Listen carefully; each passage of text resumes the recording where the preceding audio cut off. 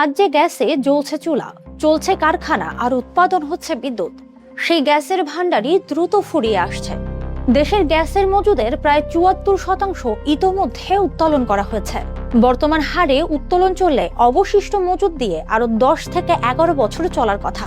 তবে চাপ কমায় উৎপাদনও কমছে। ২০১৭ সালে দৈনিক গড় উৎপাদন ছিল ২,৭০০ মিলিয়ন ঘনফুট, যা ২০২৫ সালে নেমে এসেছে ১,৮০০ মিলিয়নে।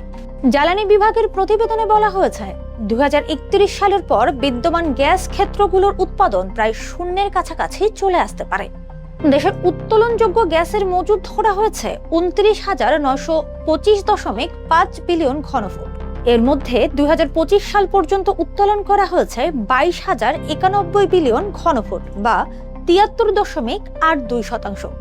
দেশের অবশিষ্ট গ্যাসের প্রায় ৮১% রয়েছে তিতাস, রশিদপুর ও কৈলাসটিলা এই ৩ ক্ষেত্রে। অন্য বেশিরভাগ ক্ষেত্রের মজুদ শেষ বা শেষের পথে। রশিদপুরে সবচেয়ে বেশি ২,৩৮২, কৈলাসটিলায় ২,০৫৭ ও তিতাসে ১,৯২৮ বিলিয়ন ঘনফুট মজুদ রয়েছে। বিবিআনা ও জালালাবাদের মজুদ কাগজে শেষ হলেও এখনো গ্যাস উত্তোলন চলছে, ফলে যে কোনো সময় উৎপাদনের বন্ধের আশঙ্কা রয়েছে। বিশেষজ্ঞদের মতে জাতীয় গ্রিডে স্থানীয় গ্যাসের অর্ধেকের বেশি আসে সেফরনের ক্ষেত্রগুলো থেকে। অতিরিক্ত উত্তোলনে এসব ক্ষেত্রের মজুদ দ্রুত কমছে।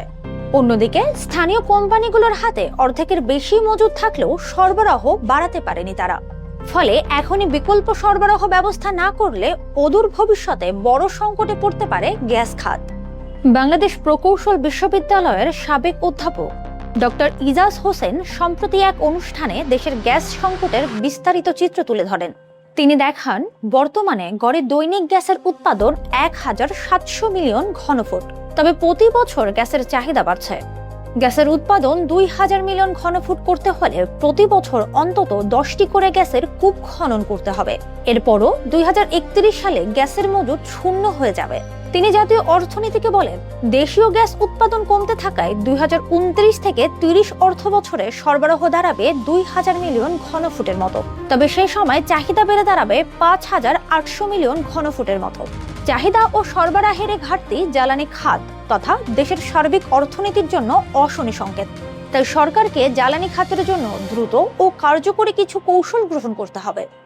গ্যাসের মজুদ দ্রুত ফুরিয়ে আসছে, কমছে উৎপাদনও।